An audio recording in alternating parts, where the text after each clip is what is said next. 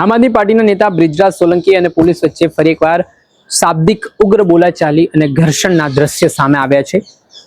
જસદણ વિછિયામાંથી આ વિડીયો સામે આવ્યો છે, ત્યારે શું છે આ વિડીયો પાછળની હકીકત વિગતે વાત કરીએ। નમસ્કાર મિત્રો, હું લઈને આવી છું તમારા માટે એક એવી સુંદર તક જે તમારા ટેલેન્ટને નવી ઓળખ અને એક નવી દિશા આપી શકે છે।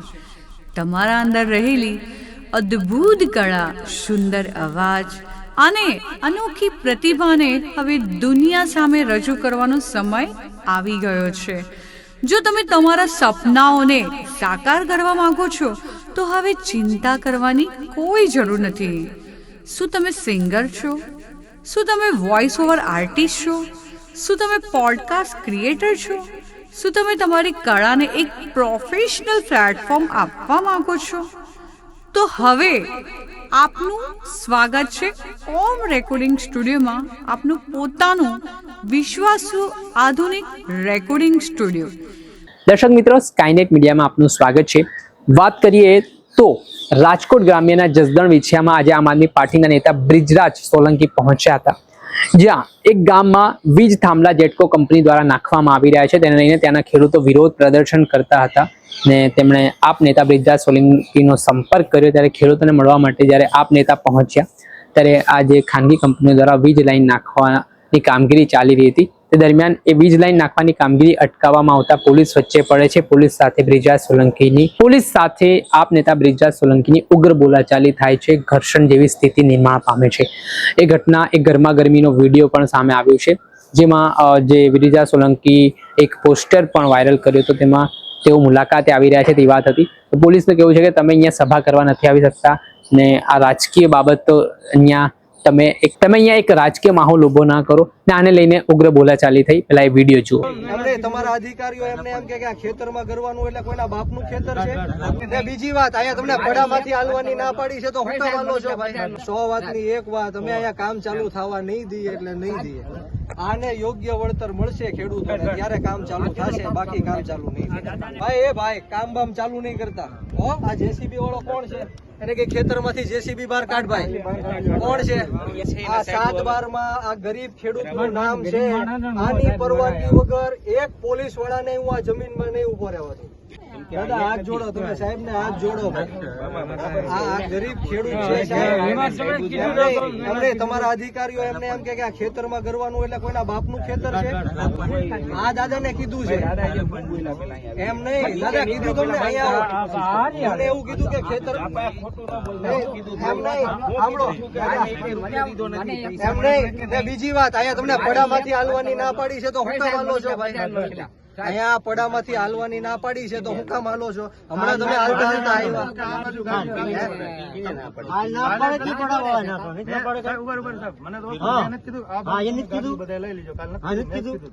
સાહેબ, તમારી યાર ઘર્ષણ નથી, પણ 100 વાતની એક વાત, અમે અહીંયા કામ ચાલુ થવા નહીં દઈએ એટલે નહીં દઈએ। આને યોગ્ય વળતર મળશે ખેડૂતોને ત્યારે કામ ચાલુ થશે, બાકી કામ ચાલુ નહીં થાય।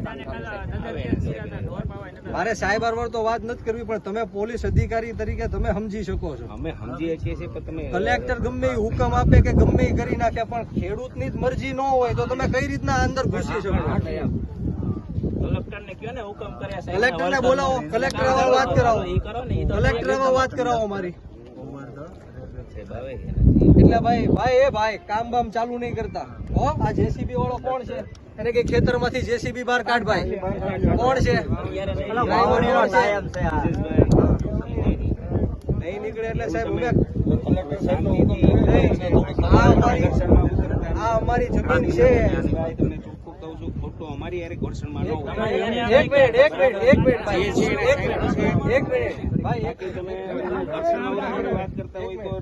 હું હજી તમને હાથ જોડે છે કે જે છે આ 7/12 માં આ ગરીબ ખેડૂતનું નામ છે। આની પરવાનગી વગર એક પોલીસ વાળાને હું આ જમીનમાં નહીં ઉભો રહેવા દઉં। ખોટી કેમ ભાઈ? એની પરવાનગી નથી તો હું કામ તમે અહીંયા આવ્યા છો ખેતરમાં? મને જવાબ આપો, તમે કોની પરવાનગી છે ભાઈ? કોણ છે આ જેસીબી નો ડ્રાઈવર? હુકમ બતાવો તમને। આ ડ્રાઈવર કોણ છે જેસીબી નો? છે કોઈ ડ્રાઈવર? ભાઈ જેસીબી બહાર લઈ લો, હાલો। દાદા લખાવો માટે જમીનમાંથી માટી ખોદાય. લેવડાવો JCB બાર. સાહેબ હું તમારી આમાં ઘર્ષણ મને ખબર છે તમે તમારી ફરજ અદા કરો છો, હું મારી ફરજ અદા કરું છું, પણ તમે આ મારે વાંધો નથી 1 ટાવર નહીં 10 ટાવર નાખો, પણ એમને વળતર આપો, લખાણમાં આપો.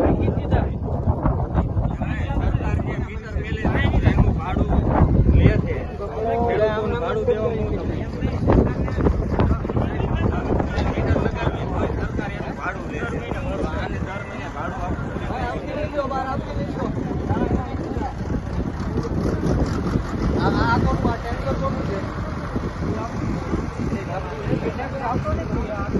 આ કોનું છે ભાઈ?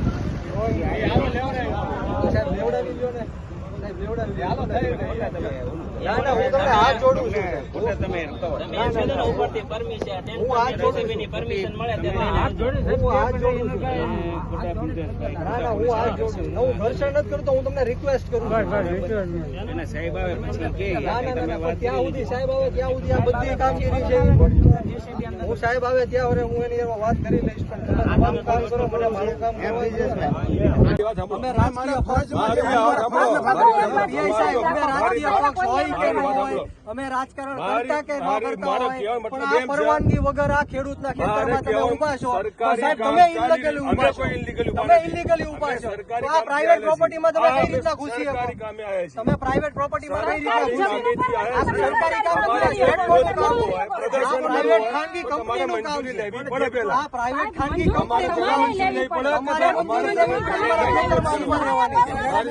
તમારે મંજૂરી લેવી પડે અમારા ખેતરમાં ઊભા રહેવાની. અમારા ફરજના ભાગરૂપે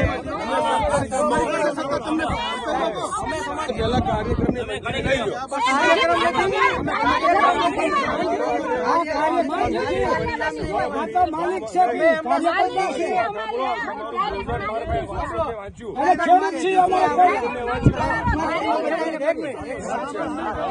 અહીંયા મીટિંગ રાખી, સભા રાખી છે ખેડૂતોની. મારી વાત તો સાંભળો, તમારે પહેલી પૂર્વ મંજૂરી લેવી પડે. સાહેબ સભા રાખી છે એમ લખ્યું છે. સભા રાખી છે એમ લખ્યું છે. સભા રાખી છે એમ લખ્યું છે. નહીં નહીં તમારે માફી માંગવી પડશે. માફી માંગવી પડશે. સભા એની રાખી, આમાં કઈ સભા તોડી રાખી છે. આ મેસેજમાં સભા લખ્યું છે. આ મેસેજમાં સભા લખ્યું છે. આ સભામાં ખેડૂતોની મુલાકાત લખ્યું છે. આ ખેડૂતોની મુલાકાત લખ્યું છે. સભા નથી લખી. રાજકારણ લાવવામાં આ ખેડૂતોની સભા નથી. આ ખેડૂતોની મુલાકાત માટે છે.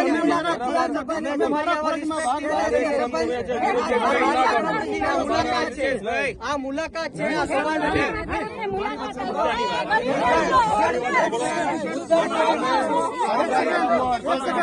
તમે મારા ફરજના કામમાં તમે અડચણ કરો.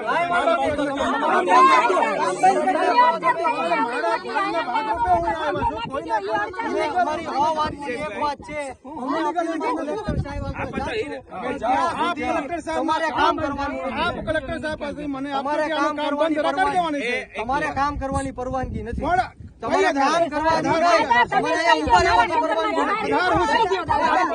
આધાર સાતભાઈ પ્રણામ છો. સાતભાઈ પ્રણામ છે.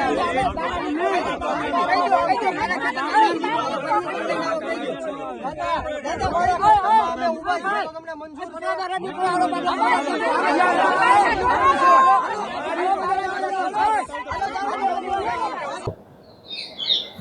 જે રીતે આપ વિડીયોમાં જોઈ શકો છો કે એક તરફ આપ નેતા છે, બીજી તરફ સ્થાનિક ત્યાંના પીઆઈ છે, બંને વચ્ચે બોલાચાલી થાય છે ને બ્રિજરાજ સોલંકી પીઆઈને કહે છે તમે માફી માંગો, મેં સભાનો ઉલ્લેખ મારા પોસ્ટરમાં નથી કર્યો, તમે શું કામ સભા કરવા આવ્યા છો તેમ કહી રહ્યા છો. આને લઈને થોડા સમય માટે ગરમાગરમીનો માહોલ હતો.